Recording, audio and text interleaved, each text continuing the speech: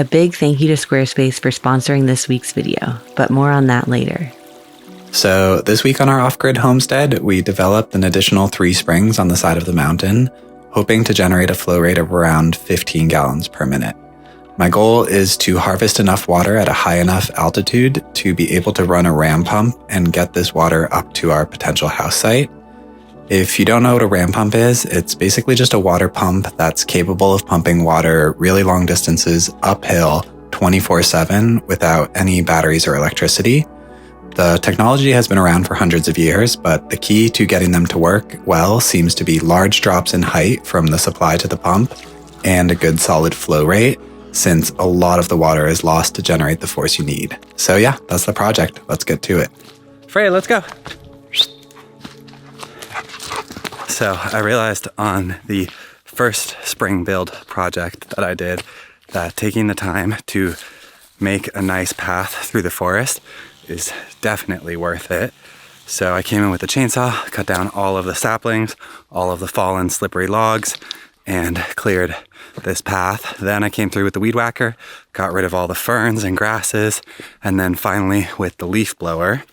So you can really see where you're walking because the ground around here can be so slippery, and it doesn't really matter when you're just walking, but when you start carrying really heavy supplies and you've been doing it for like 6 hours, it's nice to not slip quite as much. The added benefit is that you find all of the rocks in the area, and at least the way I build springs requires a ton of rocks. So that's my path. So there's one spring in there, there's one down in here, and the primary one I'm going to be developing is this one, and this is the path I just built through the forest.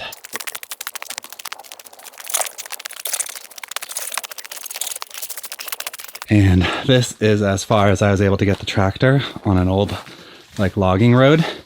Once you start going down this way, I've slipped off this edge. So it's just not worth it. Especially once you start putting weight in the bucket, you just don't get enough traction on the slope with the mud. But it's not that far. So this is where we're at on the project. Me and Max have been digging for a little while.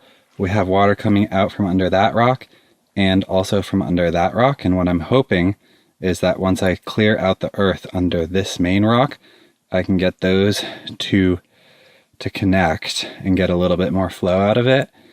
And this way, it's not coming from 2 separate places, but we'll see. What my dream scenario is that we find a really big rock under there somewhere and the water is coming from under that rock. And this way, that rock protects the spring from rain runoff, because what you don't want is rain coming into your spring system, along with if a dead animal or something was up above, that would flow directly into the spring. And then later we'll cover it all so that even if that did happen, it wouldn't flow, that water wouldn't flow into the spring. But this is kind of my favorite part right now, getting the pickaxe and just getting to enjoy the hunt for water.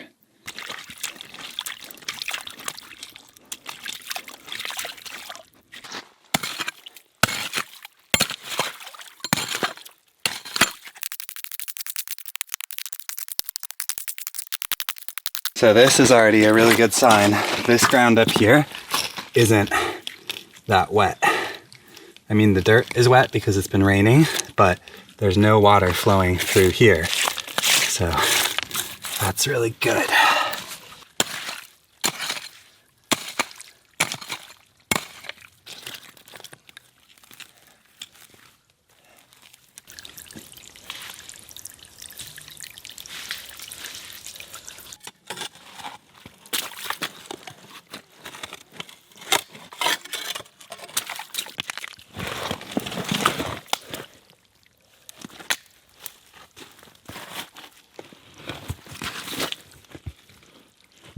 This rock can become part of the wall of the spring.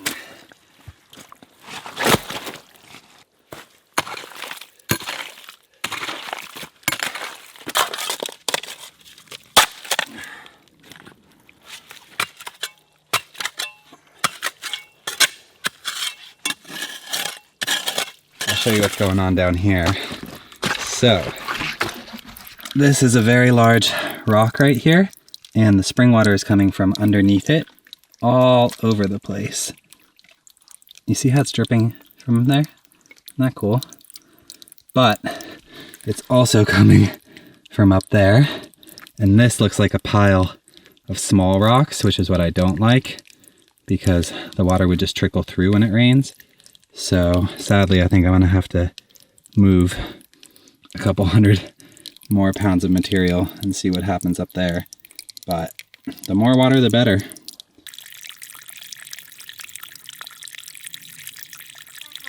Wow. Oh my gosh. Look how much Dad did on the spring, Max. Wow. Holy moly, you take one nap and this is all together. Look at this. I made this for you, Max. How? With a shovel. The shovel. I thought you would have fun with your little creek. He made you a creek. Do you want to see it? Yeah. Okay. Let's step in them. You want to step in there? Yeah. Up here. It's a rock climbing situation, okay? You go nice and slow. Let me hold you. Rock camera. Rock climbing, Rock yeah. camera. Rock camera. Rock camera. You're rock climbing. Wait, this is so cool. Okay. Keep You're in the creek. on. And keep Yeah, on. Keep. it's your own creek. Pretty. Do you like it? Getting wet. No sock. No socks. Yeah, those are water shoes. They can get wet. This clay is super interesting. Right? I'm like, could we make plates with it? Probably. Yeah, this is what I thought we could do for the cob oven. Oh, I'm like, I want to make myself a little mug from our land. Right. I've been so. We could Google how to do that. All right, it is day 2 on the spring build project. It rained, I think, like an inch last night, and the flow of the spring only increased a little bit, which is a pretty good sign. Also, I was thinking today, while I dig out the rest of the spring, could be really fun to do a voiceover and answer all of the different questions we got on our last spring video. I feel like the first question we could start with, I remember like one off the top of my head was, wouldn't it be way better to develop or search for springs in the summer?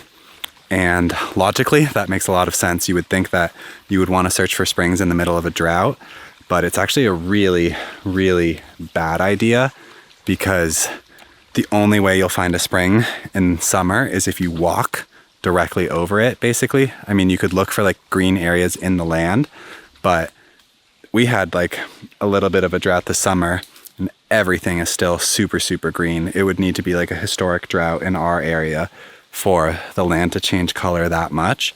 So in the summer, the only way you're gonna find a spring is literally if you step into it. Whereas in the winter, when you have dry, cold snow on a hillside, the springs are gonna melt the snow because the spring water is warmer than the snow temperature. And you'll be able to see springs from a really long distance away. On top of that, if you look around right now, in the summer, you can only see through the forest, maybe like 100 or 200 feet. Whereas in the winter, you can see like at least 500 feet, sometimes further. If it's like a hillside, you can see like literally really, really far through the forest because there's no leaves on the trees. So if you had all the time in the world, the best case scenario, which I actually did for a lot of these springs, is find them in the winter, mark them, and then develop them in the summer. And that's kind of the best of both worlds, because you find them when they're the easiest, but you develop them when they might be flowing the least amount. I kind of knew that like if I found a spring on this property, it would flow year round because we have creek water flowing year round down in the valley, and that entire creek is only spring fed. So even in the middle of a drought, there's water down there, which means there has to be water flowing from somewhere. It doesn't guarantee that the exact spring I develop will be the best one, but I feel like the key to finding springs is just spending huge amounts of time in the forest and really getting to understand like how water moves through land. And luckily with Freya, me and her just spend like so much time out here that these springs weren't like super hard to find. It's like, it doesn't feel like this dam system is big enough for this spring. I don't know, it's like coming around the sides because it can't handle what's going on in there. What do we do? What do we do? I don't know. I might need to restart with a bigger pipe diameter.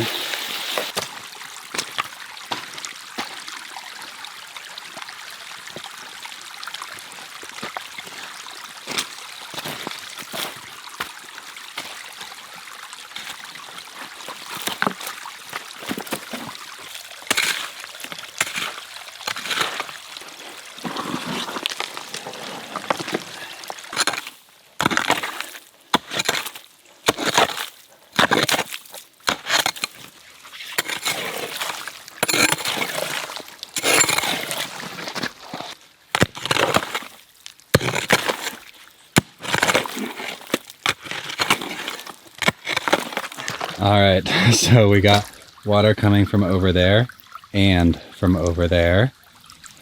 I made a nice little path for it to flow. Then we have another spring in here.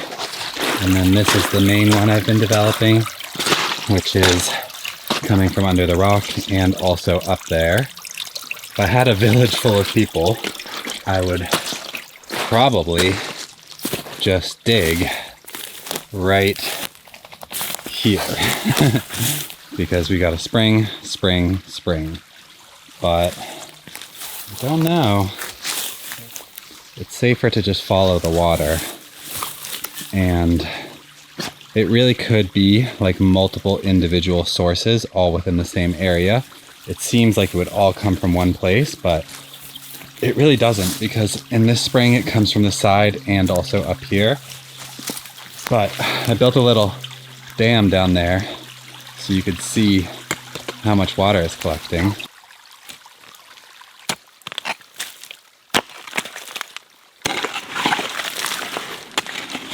This is another spring up here. Want to come see? Yeah. Lou, this is amazing. There's so much water. Right? I thought you guys would like. I made these just for you guys. Yeah. So you could see. Yeah. It looks so special. Isn't it He cool? made rivers. Yeah. Creeks. A lot of flow.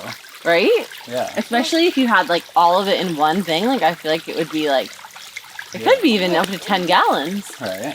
It's muddy. It's muddy now, but it will be clear tomorrow. It's just all the mud that from digging it out.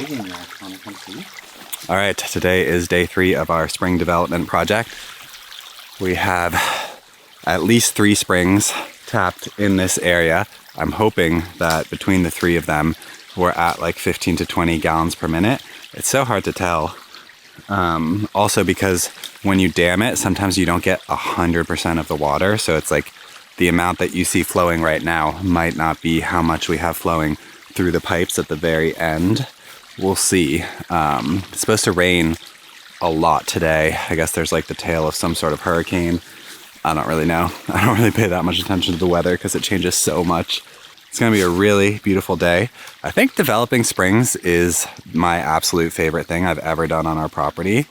It's just so rewarding. I feel like finding water that's like going to be the drinking water for our family and for our farm and like literally everything on our land. And I don't know, I just find it like so much nicer than well water. I feel like you don't have to do all of the crazy filtration. It just feels so much cleaner, even though it's like a whole muddy area. Like the actual water just tastes delicious. It has like so many beneficial things in it. And yeah, I feel like spring water has like absolutely changed my life. And developing springs is kind of my new favorite hobby.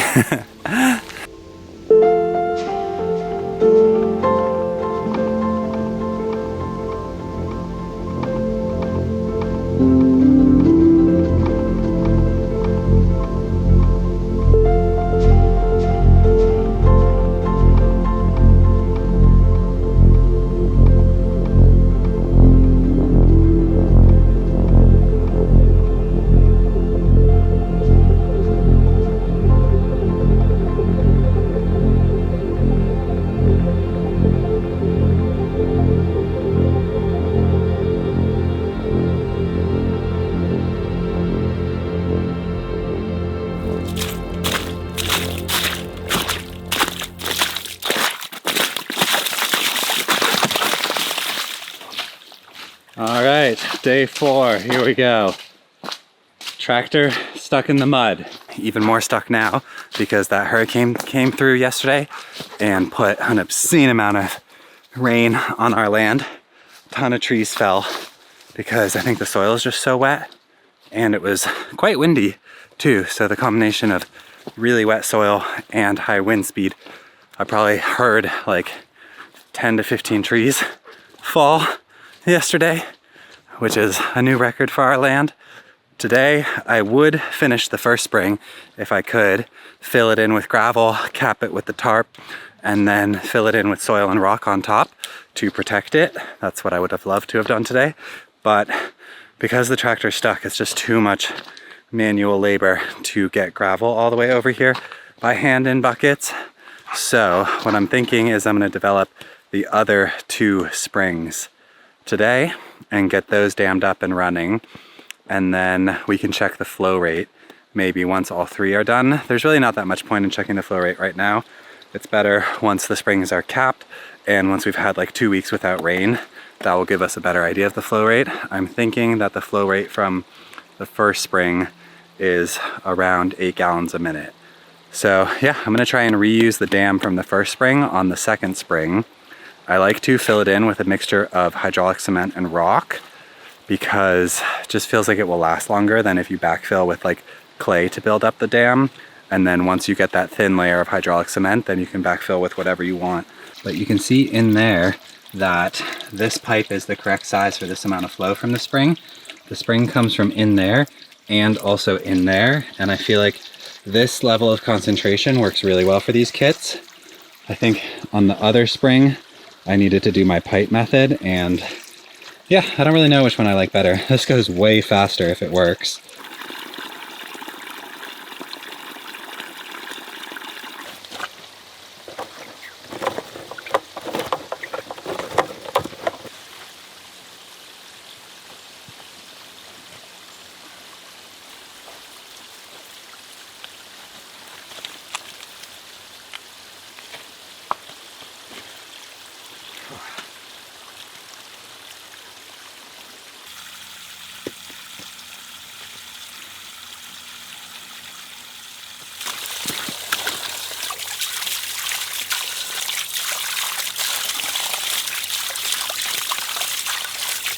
So I was able to work literally a miracle and get the tractor out of here. Let's go, Freya.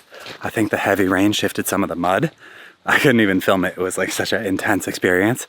I basically figured out that if you drive the tractor, not like a car, but like a boat, which we have a little bit of experience with, and you aim not where you want to go, but anticipating like a current, basically. So I pointed the tractor like almost up the hill and then kind of just slid sideways across this one super muddy section. And I got it out, I got a load of gravel. And now if I can get this gravel really close to the springs, it's gonna save me like 2 days of carrying buckets of gravel. So yeah, here we go. Wish me luck.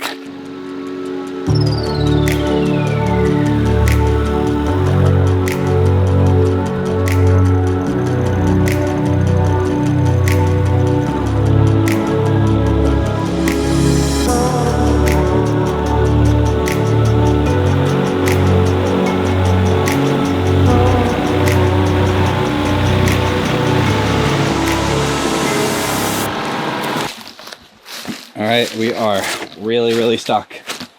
Not in a good way. And this hole I just cannot get out of. I'm gonna carry the gravel by hand from here.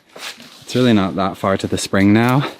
And I'm thinking once this road dries and there's no weight in the bucket, I might be able to get out. You can always use the backhoe to get out, but this is starting to get pretty sketchy here. I don't know if you can see, but the tractor is like at an angle. That would be straight. That's what the tractor is. But you can put the bucket down and then swing the actual tractor.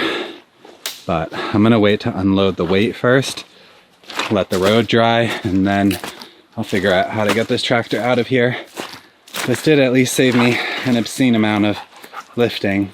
It's like 500 yards in that direction to go get the gravel. So, I don't know. Is it worth it?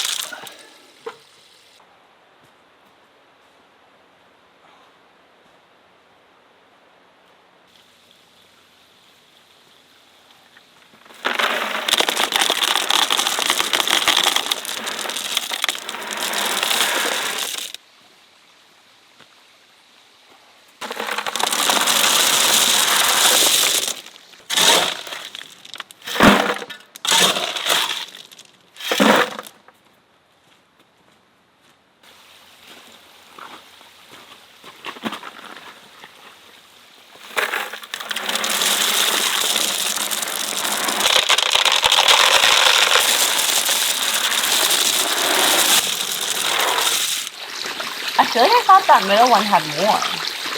This one? Yeah. Wasn't able to get 100% of it because some of it came out the side. But this one has a lot. Yeah, that's true.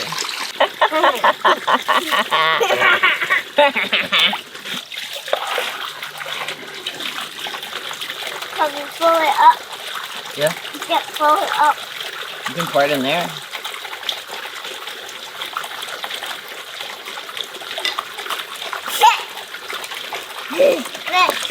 Let's take it up. What? Are you strong? Let's take it. Oh, like go, ready, set, go? Yeah. Little bit. No, too much. Not too much, yeah. Little bit. Little bit.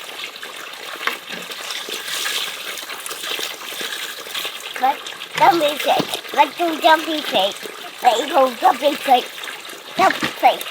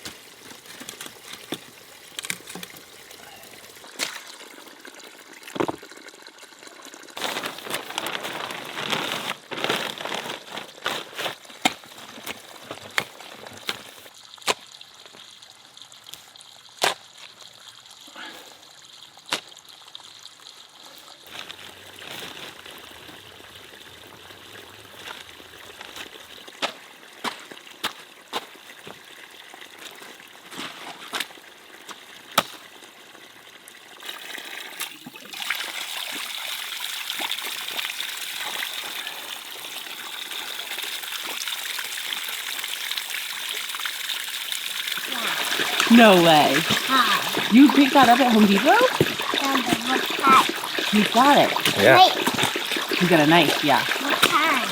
A little pocket knife.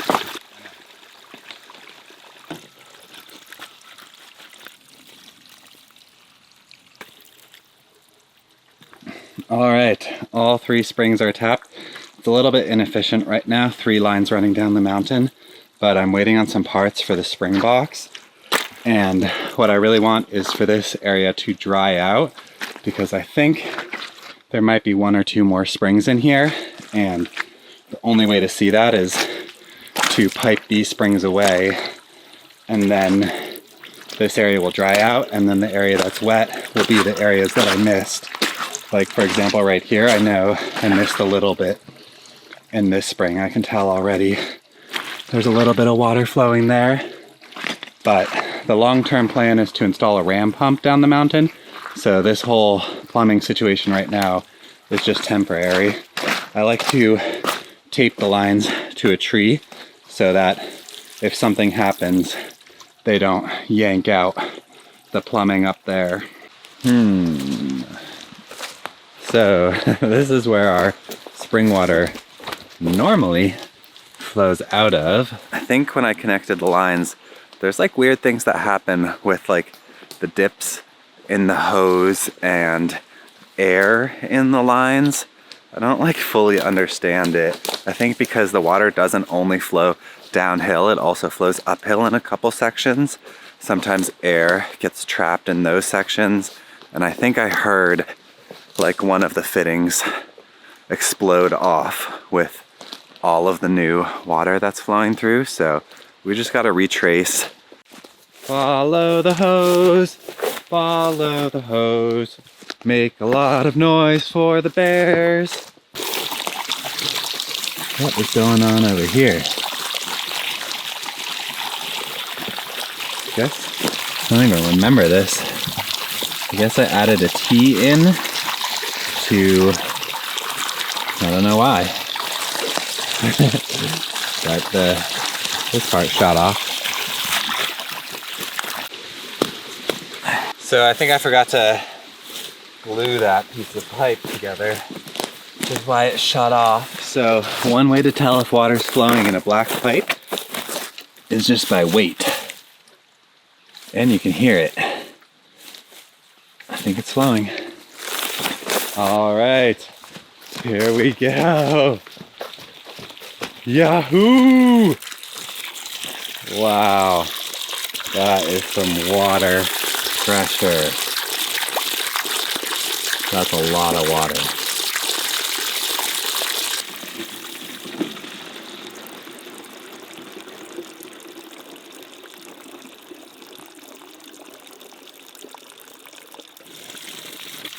Nine seconds. All right, that was 53 seconds. So this one is almost 1 gallon a minute. A little bit faster. That's 28 seconds. 26 seconds, let's say. All right, so I got the tarp on there. It's not pretty, but it will get covered with dirt the next time I feel like shoveling for 8 hours. I measured all 3 springs and combined, I think we're at about 10.5 gallons per minute. And then with the other spring I have down the hill, we're almost at 15 gallons a minute, which is all of the metrics I have for the ram pump working are based on a 15 gallon per minute flow rate. So yeah, I'll think about if I want to tap 1 or 2 more springs. I got supplies to do like another 3. I feel like the more water you have, the better. And it's kind of my favorite project these days, especially with the really bad weather we have. It's so much nicer to just be working in the mud when it's raining rather than trying to like do construction and have all my power tools get ruined. So yeah, the next step in the process is to install a ram pump along with a supply tank. The supply tank I have ordered, and I'm just waiting to hear from an engineer who works for the ram pump company to see like about the placement of where to put the pump, where to put the supply tank. You basically want as high of a flow rate as you can get and as big of a drop as possible from the supply tank to the ram pump. And because this is basically a pretty steep mountain, we have the capacity to drop the line over 100 feet in elevation. But the more you drop it, the more expensive the project gets because we're dropping it away from the house site. So it's kind of a balance of finding the best place for the pump, but also the best place in terms of like where to install a pump in a forest, which is not that easy. So hopefully, I think if we can like find some sort of compromise and put it along an old logging road, that would be ideal, because then I could get the tractor in once I get it unstuck from this logging road. So yeah, thanks so much for watching this project. Hopefully there aren't too many questions on this build. I'm gonna do another spring build very soon. So if you have any questions, maybe I can try and answer them on the next spring build project. I'm definitely not an expert, but I have done 4 so far. And I think I'll probably do another 2 or 3 this summer/fall. That is a nice shower in the future. Right? That's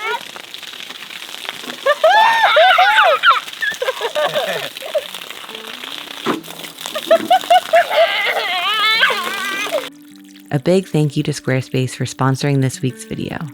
If you're looking for a quick, easy, free way to decompress, check out the new page we created on our website for our latest guided visualization program called Stress Melt. Squarespace has implemented some pretty incredible new layout tools that make building these pages so incredibly easy. And best of all, you can drag and drop blocks and images around as if the whole website was a collage table. Plus, having professionals handle all of the background logistics allows you to focus on the creative part of being a creative. Tinker to your heart's content with the confidence that everything will run smoothly on a range of devices, from smartphones to tablets to laptops. It's honestly a pretty empowering process to see how much website design two amateurs like me and Lou are able to pull off while Max is taking a quick afternoon nap. To get started creating your own little online world, head to squarespace.com/wildweroam for a free trial and 10% off your first purchase of a website or domain. Thanks so much for watching this week's video, and we'll see you soon.